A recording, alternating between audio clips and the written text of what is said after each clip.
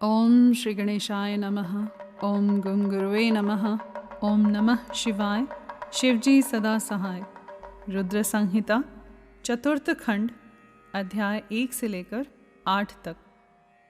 देवताओं द्वारा स्कंद का शिव पार्वती के पास लाया जाना, उनका लाड़ प्यार देवों के मांगने पर शिवजी का उन्हें तारक वध के लिए स्वामी कार्तिक को देना, कुमार की अध्यक्षता में देवसेना का प्रस्थान, महिसागर संगम पर तारकासुर का आना और दोनों सेनाओं में मुठभेड़, वीरभद्र का तारक के साथ घोर संग्राम, पुनः श्रीहरि और तारक में भयानक युद्ध।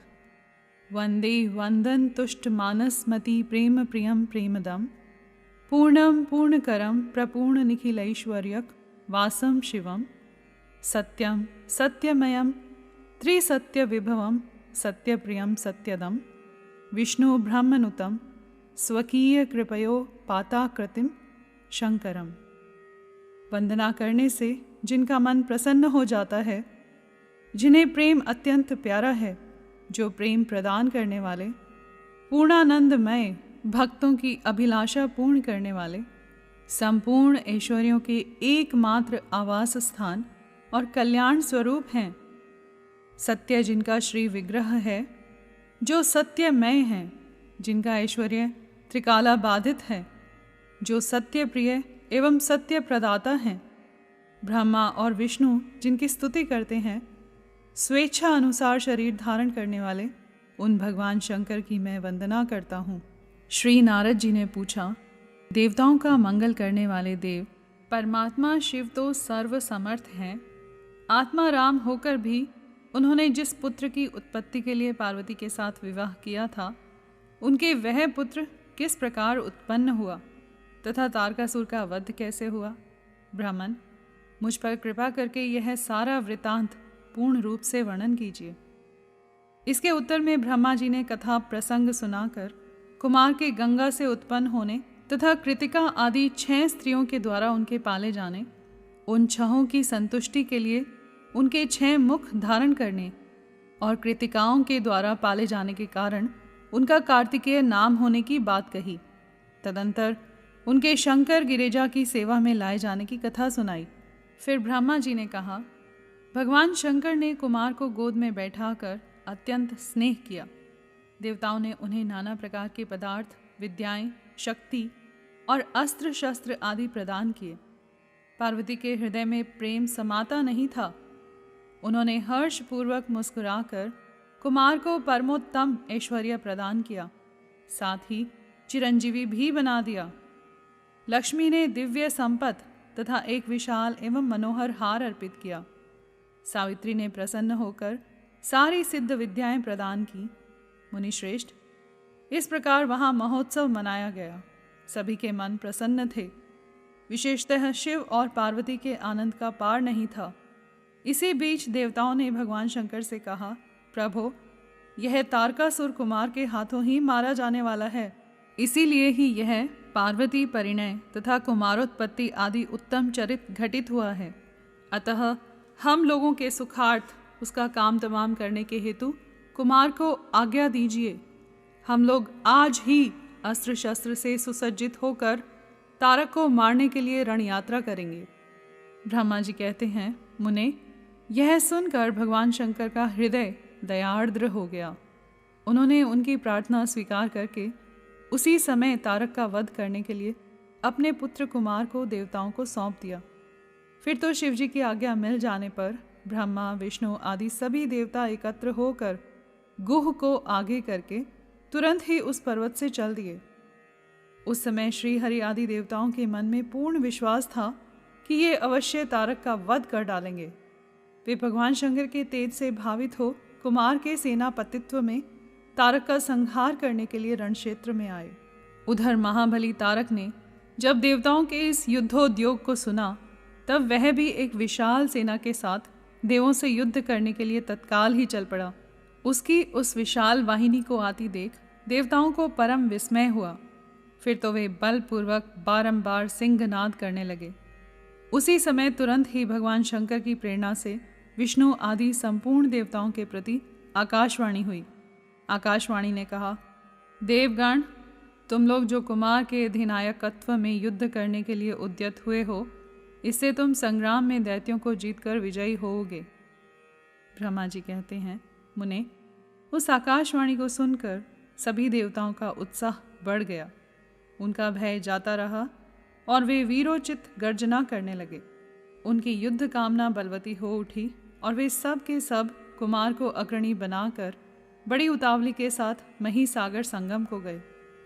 उधर बहुसंख्यक असुरों से घिरा हुआ वह तारक भी बहुत बड़ी सेना के साथ शीघ्र ही वहां आ धमका, जहां वे सभी देवता खड़े थे। उस असुर के आगमन काल में प्रलयकालीन मेघों के समान गर्जना करने वाली रणभेरियां तथा अन्यान्य कर्कश शब्द करने वाले रणवाद्य बज रहे थे। उस समय तारकासुर के साथ आने वाले दैत्य ताल ठोकते हुए गर्जना कर रहे थे। उनके पदाघात से पृथ्वी कांप उठती थी। उस अत्यंत भयंकर कोलाहल को सुनकर भी सभी देवता निर्भय ही बने रहे। वे एक साथ मिलकर तारकासुर से लोहा लेने के लिए डटकर खड़े हो गए। उस समय देवराज इंद्र कुमार को गजराज पर बैठाकर सबसे आगे खड़े हुए। वे लोकपालों से घिरे हुए थे और उनके साथ देवताओं की महती सेना थी। तत्पश्चात कुमार ने उस गजराज को तो महेंद्र को ही दे दिया और वे स्वयं एक ऐसे विमान पर आरूढ़ हुए जो परम आश्चर्यजनक तथा नाना प्रकार के रत्नों से सुशोभित था। उस समय उस विमान पर सवार होने से सर्वगुण संपन्न महायशस्वी शंकर पुत्र कुमार उत्कृष्ट शोभा से संयुक्त होकर सुशोभित हो रहे थे। उन पर परम प्रकाशमान चंवर ढुलाए जा रहे थे। इसी बीच बलाभिमानी एवं महावीर देवता और दैत्य क्रोध से विह्वल होकर परस्पर युद्ध करने लगे। उस समय देवताओं और दैत्यों में बड़ा घमासान युद्ध हुआ। क्षण भर में सारी रणभूमि रुंड मुंडों से व्याप्त हो गई। तब महाबली तारकासुर बहुत बड़ी सेना के साथ देवताओं से युद्ध करने के लिए वेग पूर्वक आगे बढ़ा। उस रण दुर्मद तारक को युद्ध की कामना से आगे बढ़ते देखकर इंद्र आदि देवता तुरंत ही उसके सामने आए। फिर तो दोनों सेनाओं में महान कोलाहल होने लगा।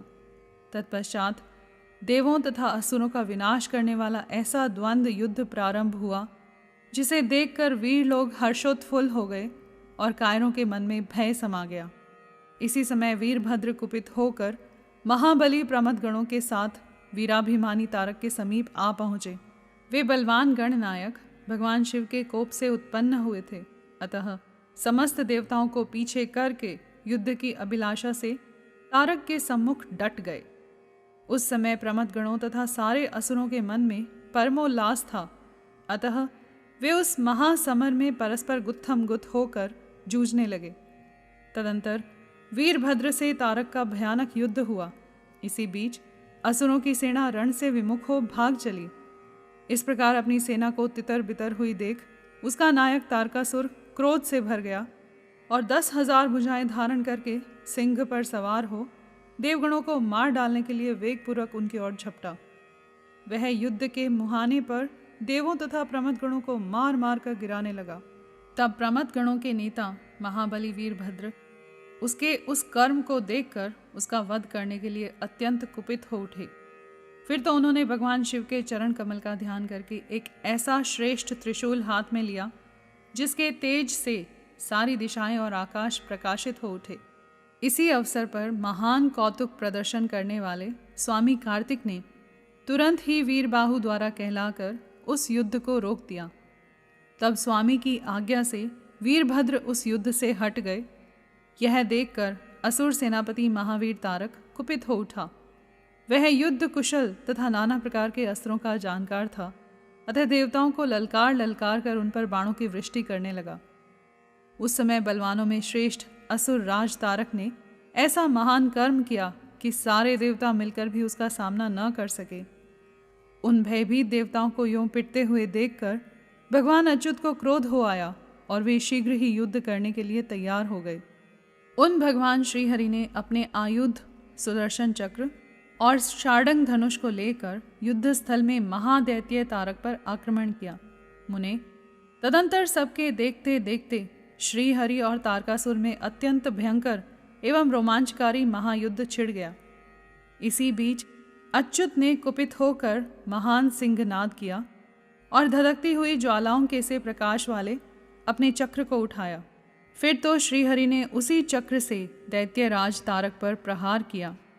उसकी चोट से अत्यंत व्यथित होकर वह असुर पृथ्वी पर गिर पड़ा, परंतु वह असुर नायक तारक अत्यंत बलवान था।